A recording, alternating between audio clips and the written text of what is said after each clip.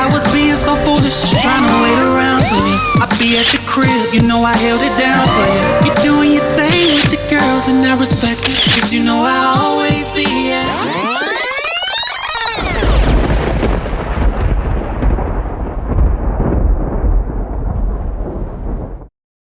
Welcome back. Happy Friday. It's been a long 2 weeks, but I had to step away to get other work done in music, fashion creation, and next direction for Ta-Rizzle.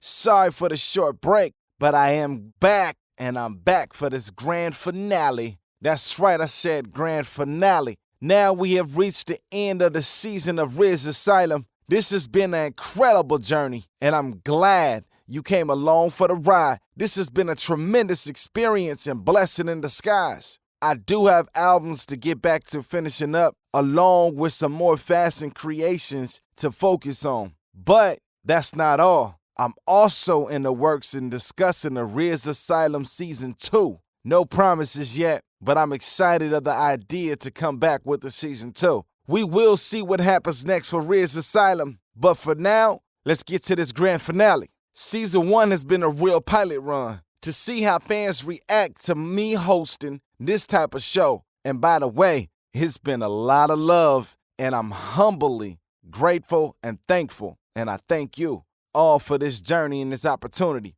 Now, switching gears, it's time to get into the opening message of the show. Selective Outrage. We going there. Selective Outrage. This is where you have so much anger, so much animosity builds up towards an individual, but fail to take it out on them. So you selectively choose someone you know you can victimize with your anger.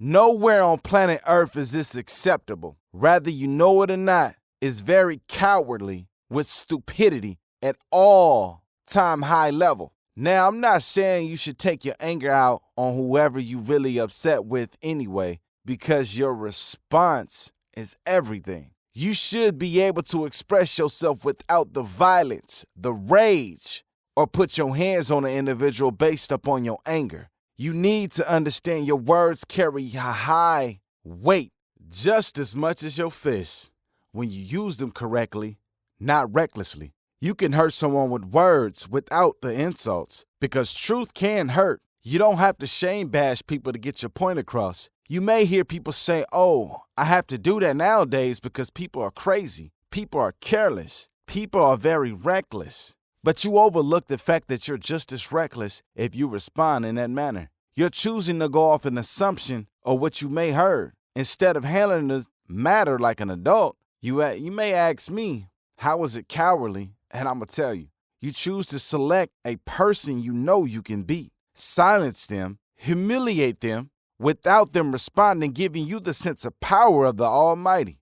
Doesn't make you more of a man or a woman to do so. Here's some advice. If you're defending your mate and it's truly your helpmate, then by all means necessary, they will try to prevent you from acting irrationally. They will tell you, nah, babe, this ain't the time nor the place to respond. Let them have this moment, especially if they know you're worth millions of dollars. They will not allow you to ruin what took your whole life to build, but can be shattered in a split moment. I need you to understand reputations may take a lifetime to build, but can shatter in an instant moment of stupidity. Many times afterwards, you may ask yourself, was that worth it? It felt so good, but now the aftermath, the backlash for a brief moment of vulnerability, was it truly worth it? As men and women, we need to really ask ourselves beforehand, is responding for a moment irrationally, violently, recklessly worth a lifetime of suffering? What took you an entire decade or two to build can come crashing down on you like Twin Towers in a bombing. Your career, your legacy, your reputation can be demolished with the wrong response. That's why response is everything. Many relationships can't be rebuilt. Your reputation will carry the weight of the actions you carried out in that brief vulnerability moment. You'll always be judged and viewed when you're weak moment. That weak moment carries more weight than what you may have built in a lifetime. People always inject themselves to the flashback moment versus what you've done for 2 decades. It's like a first impression. All you would get is one time to make that impression. So one mistake can hunt you for a lifetime. We need to stop the selective outrage action and begin confronting the issues you may have with the right person in a civilized manner. It's time to get back to caring, having compassion, having understanding, allowing people to make their mistakes, learn from their mistakes. You see, we all need this one word in our lives that people don't want to acknowledge anymore, embrace anymore, open up to anymore. And that particular word is love. Yeah, that's right. Love. The unique thing about love, most people don't have a clear understanding of love. They might ask, what is love? And I actually hear this a lot. What is love? Love is acceptance.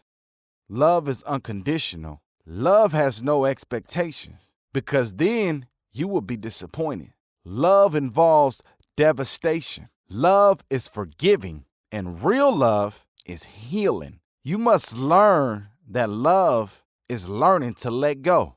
Be grateful upon your journey. Everyone deserves to be forgiven for a moment of weakness because we all have things we're not proud of doing. We're human. We all have vulnerable moments, and we can easily have the worst moment on our best day.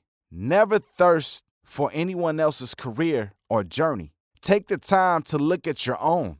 We spend so much time looking into others' life, looking into someone else's business or lifestyle instead of looking at our own. God has truly blessed you. If you were the person you're idolizing, then you wouldn't be you. You wouldn't know the success that you may have had in your life. Can you imagine being placed in that person's life that you idolize so much that you begin to lose your mind because you don't know how to deal with the pressure of being responsible, of being a public figure, handling large sums of money, making business decisions, guiding lives in the role of being a role model? Having the pressure of what you say publicly can affect someone else's mindset who looks up to you. You can mold and shape their life, the outcome of their life and decision making. So it's not always about not living that life that you so-called idolize, crave, because not everybody is prepped for that. Not everybody is groomed for that. You need to start forgiving those who have made mistakes because it's all a part of the journey and the love. You need to start being grateful to God that He made you who you are. You're now rocking with DJ Rizz on the RizzAsylum.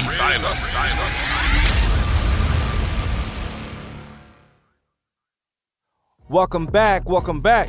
It's time to go over our answers from our last episode question of the day, which is, why stay in an abusive relationship or marriage? Our first answer reads, MJ2K. You know, some people get involved with the man early and marry young and put in so many years to where it becomes difficult for them to walk away, especially after raising a family together. Creating their identity with that man truly makes it complicated to walk away. That's a very powerful answer there. Answer 2 comes from 2K.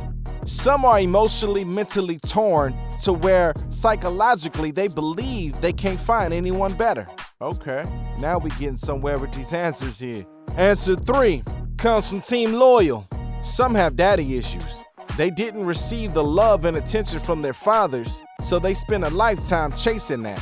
Some will just subject themselves to accepting any type of love due to failure of being taught how to be loved, how a man's supposed to treat a woman. That's very powerful. Our fourth answer comes from Christopher Serrano. They believe that's real love and they can't find no one better than the treatment they're getting, so settlement is the answer. Wow. That's some deep answers here. It's hard to believe people will settle for that type of situationship because that isn't a real relationship. More so a convenience-ship. What are we coming to in this day and age to where we feel we just have to settle for whatever? People who know me always hear me say this. Know your worth. Stand on your worth. Cherish your worth. Enforce your worth by not just accepting anything. I'm not saying be disrespectful or difficult. I mean, understand who you are, what your worth is, and what you're willing to compromise and not settle for. There's a huge difference there. It's not to have mixed feelings, but not conflicting feelings either. You see, I understand we want love. We deserve love. We crave happiness in love.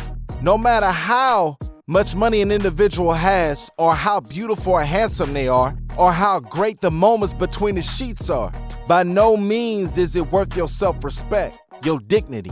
Don't cut your value down to deal with a non-worthy person. Selective outrage can hurt your relationship. Secrets can hurt your relationship. And most importantly, not having understanding can harm your self-health and relationship. Holding what you're feeling inside can inflict damage to your heart and health. The one thing people overlook in unworthy relationships when settling just to have someone is time. That's right, time. Time is the one thing you can't get back.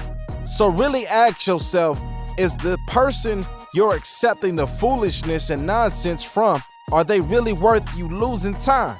Love, you can get back when finding the right person for you. Things break, you can replace that. However, you cannot replace the time wasted or lost. You're now rocking with DJ Rizz on the RizzAsylum.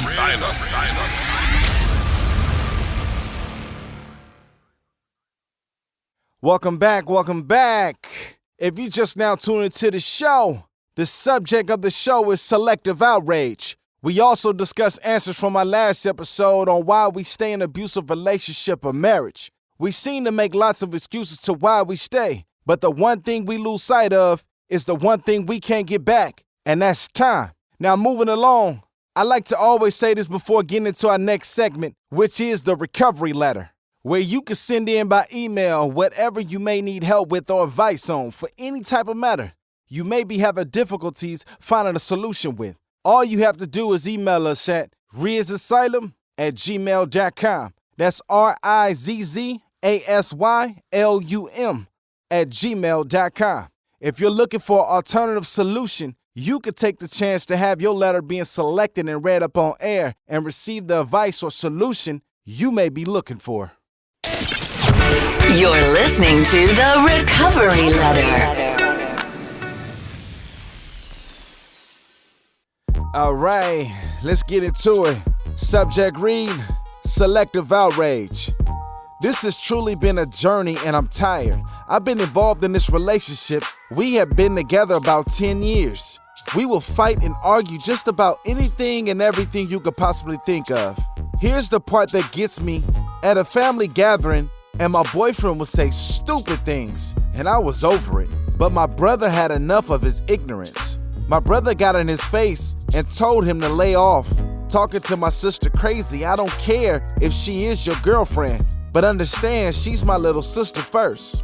I laughed, and he got all in my face as if he was gonna hit me. So my brother pushed him back and told him, try it if you want to. Then he tells me, wait till we get home. Why you can't say what you feel to my brother since he's the one in your face like a man? Don't be afraid to speak freely now. I noticed he had plenty of moments of having selective outrage on me because I'm not a man that can go toe-to-toe with him. Now here's the main problem. My son had brain surgery to remove a brain tumor. Finally, my son was allowed to come home. The next morning, I realized he was having spinal fluid leak out of his nose. I ran into our bedroom to tell my boyfriend, and I urged him to get dressed because we had to rush my son back to the hospital. He looked at me and said he had other things he wanted to do rather than accompany me to the ER.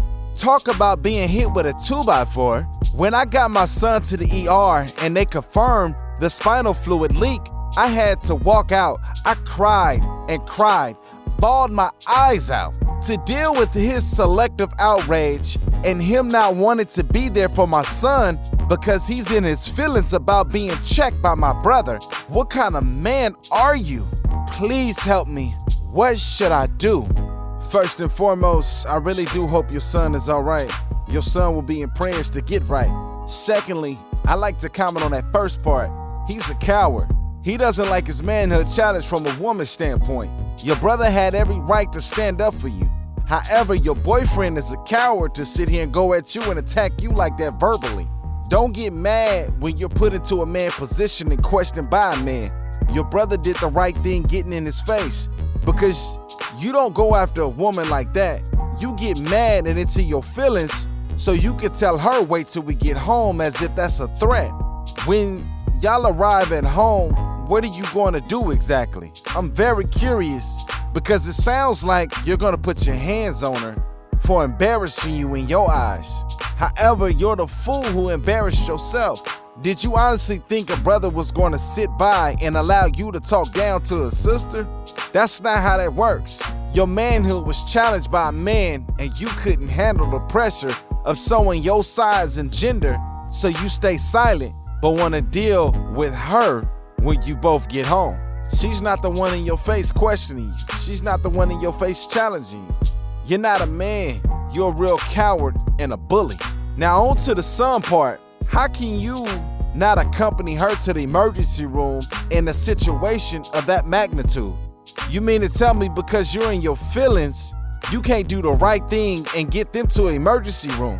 What's so important that you couldn't take them to the emergency room? Straight up, you're like a little boy trying to play a role of a man but don't know what a man role actually is. You do need to grow up. And young lady, I gotta say this to you. This is not a real man for you. This is someone wasting your time. 10 years already passed by. How much time do you really want to continue wasting?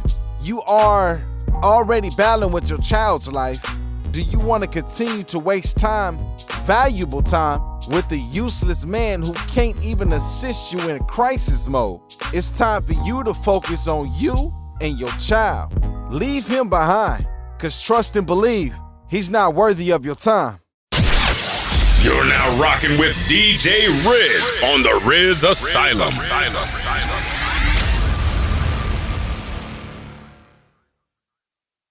And we're back as we're reaching the end of the show. And since this is the season finale, I might as well give you guys the question of the day one last time, where you can answer the question section on YouTube, Spotify, Apple Podcasts, at the bottom where the question is. If you on IG, then you can answer in the comment section on the actual post question of today. All right, the question of the day is, do you think it's fair to attack someone who has nothing to do with your anger or situation? One more time, do you think it's fair to attack someone who has nothing to do with your anger or situation? So basically, do you think selective outrage is cool? Please make sure you guys answer this one, because I truly value your opinion and answers. You can also email the answer as well at RizzAsylum@gmail.com. Now, we're going to move along right into the final thoughts of this episode. So let's get into the final thoughts. Let's see, where do I begin?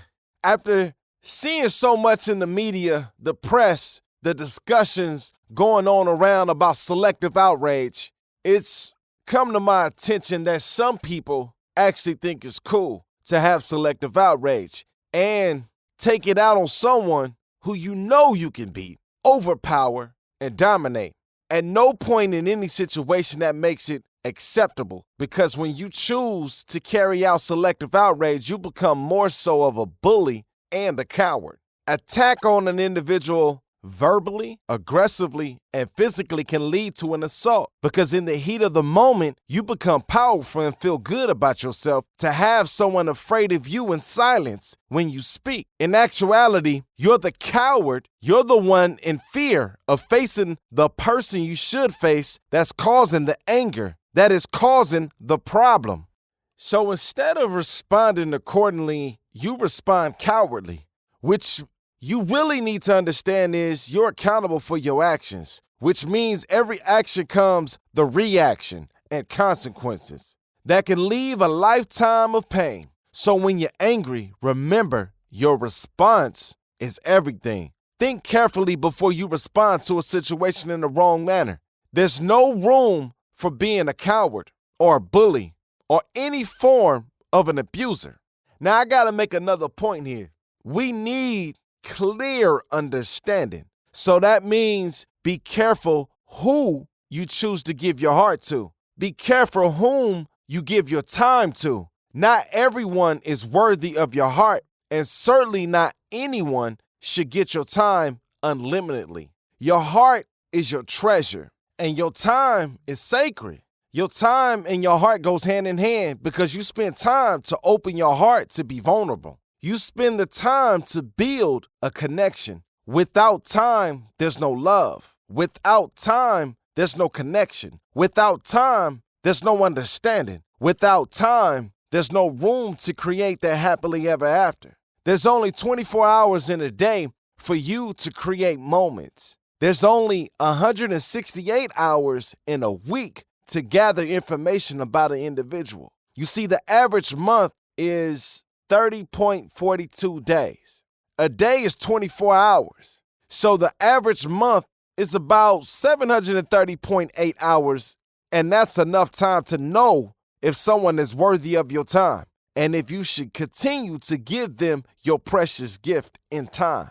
Before you waste a calendar common year, which is 365 days, that's 8,760 hours in time.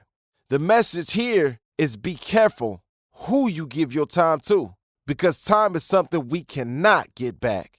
But also, you must be thankful every chance you get for the years spent with someone or family, from everything you share, every chance you had to grow. Take the best of them with you and lead by their example. Wherever you go, always be honest, even when it's something you may not want. You take the high road. Look at everything as a lesson and not walk around angry. Try to understand there are things we don't want to happen, but we have to accept things, correct? There are people we don't want to let go, either because we may love them, tolerate them, or truly think we cannot live without them. They become convenient to your life. There are things we don't want to know. However, we have to learn that at some point we have to make adjustments and decisions in order to grow, to evolve how you want your life to be. There will come a point where it may be some people we can't live without, but it's vital that we need to let go. You're now rocking with DJ Rizz on the RizzAsylum.